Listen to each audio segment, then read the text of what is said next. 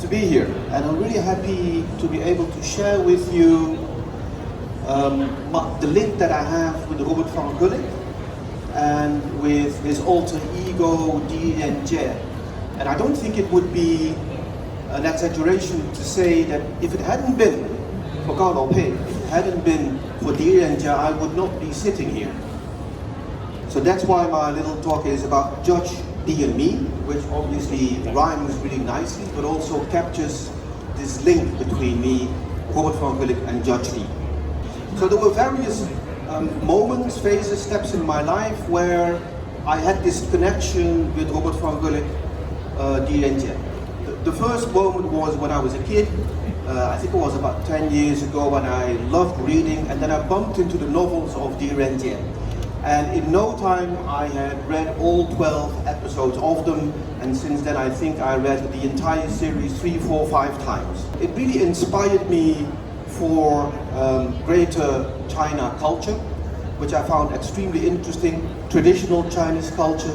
And this is, I'm going to share this with you, but don't tell anybody else. I was really so inspired that I made my own little Chinese temple in my bedroom.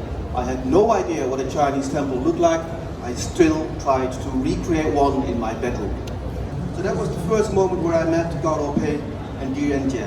What happened then is I stepped in the footsteps, if you will, of the great author, Mr. Cao Lo Pei, and I studied sinology at the University of Leiden. And I think about 60, 70 years before I entered the University of Leiden, Cao Lo Pei actually also studied at the University of Leiden.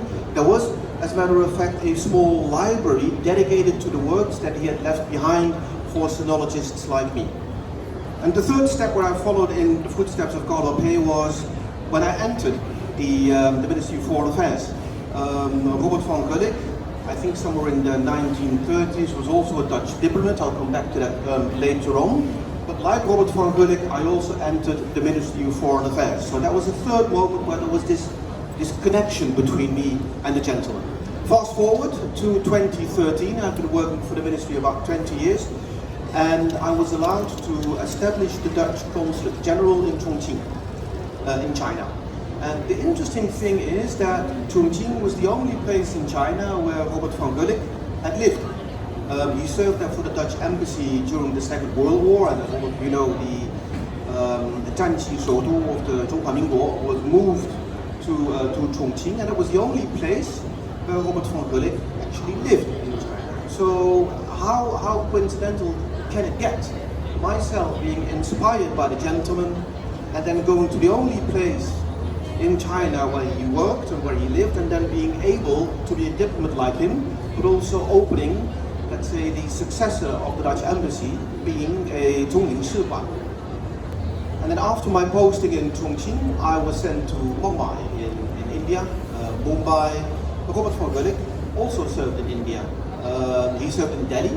I served in Mumbai, but nevertheless it was the same country. So that was yet another connection between myself and Robert van Gulik. But that's where it got scary.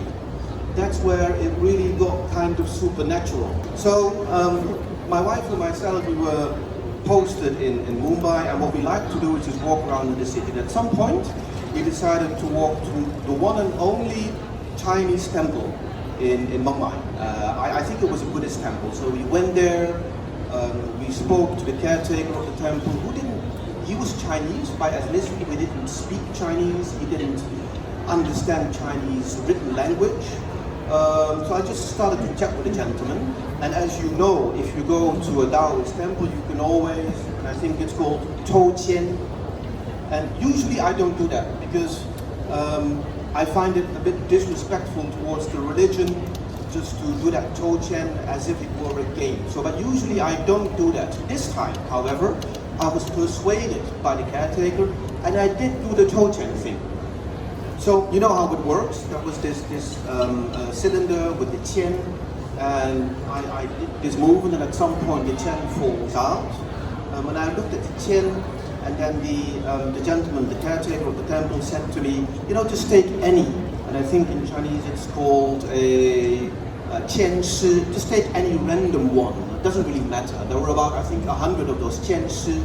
And I said, no. I want to have the qian that corresponds with the number that is on the qian itself.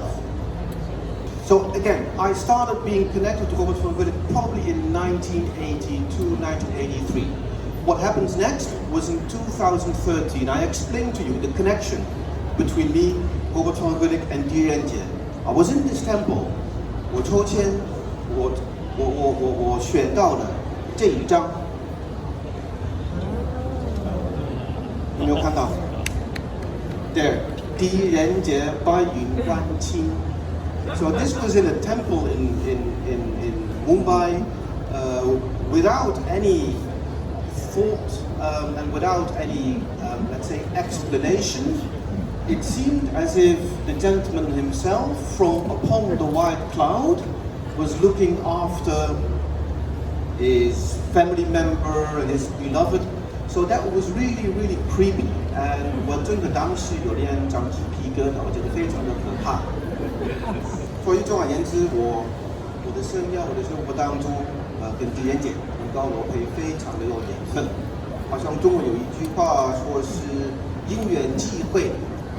那我确实跟高罗佩、狄仁杰因缘际会，谢谢大家，谢谢。